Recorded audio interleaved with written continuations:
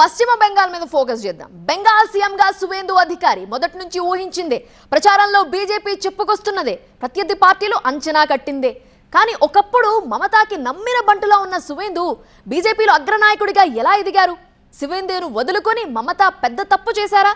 అందుకే ఇప్పుడు భారీ మూల్యం చెల్లించుకుంటున్నారా?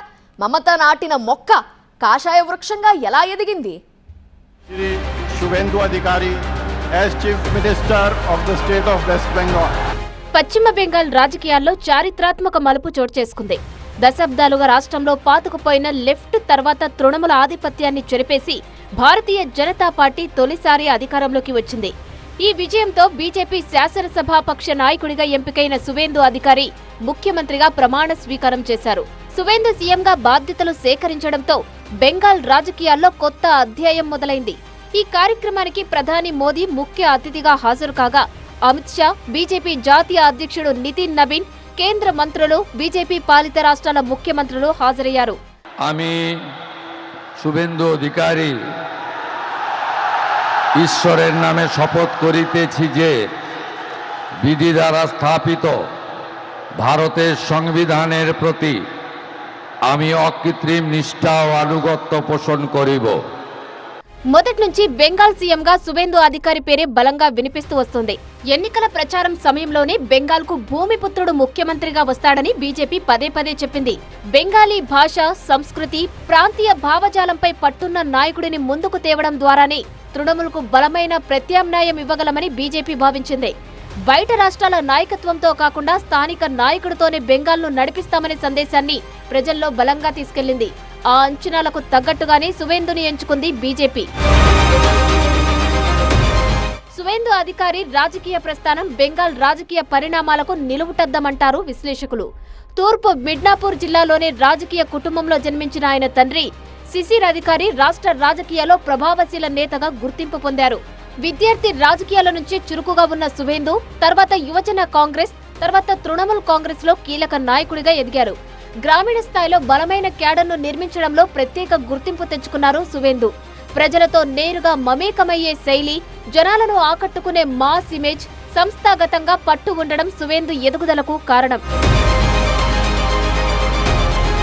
2007 నందిగ్రామ్ భూసేకరణ వ్యతిరేక ఉద్యమం సువేందు రాజకీయ జీవితాన్ని పూర్తిగా మార్చేసింది.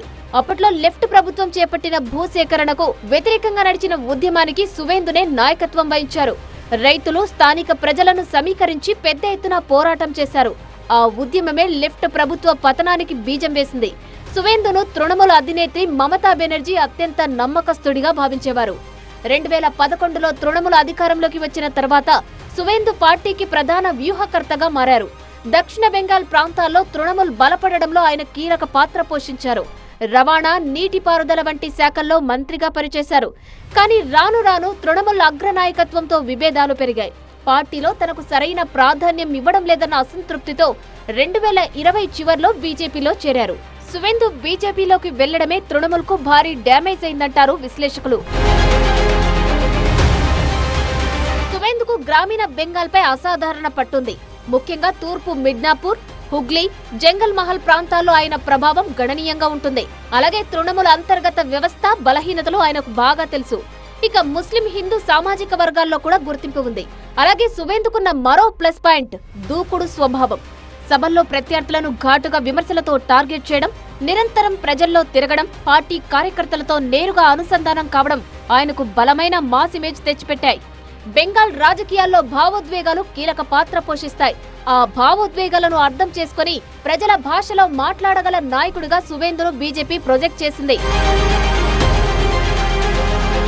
ఇప్పుడు అందరి దృష్టి సువేందు అధికారి ప్రభుత్వంపైనే ఉంది. ఎన్నికల హామీల అమలు, పరిశ్రమల అభివృద్ధి, ఉద్యోగాల కల్పన, రాజకీయ హింస నియంత్రణ, గ్రామీణ మౌలిక సదుపాయాల అభివృద్ధి వంటి అంశాలు కొత్త ప్రభుత్వానికి పెద్ద సవాళ్లుగా మారనున్నాయి. తృణమూల్ బలమైన ప్రతిపక్షంగా ఉండబోతుండటంతో రాజకీయంగా కూడా సువేందుకు కఠిన పరీక్ష ఎదురుకానుంది.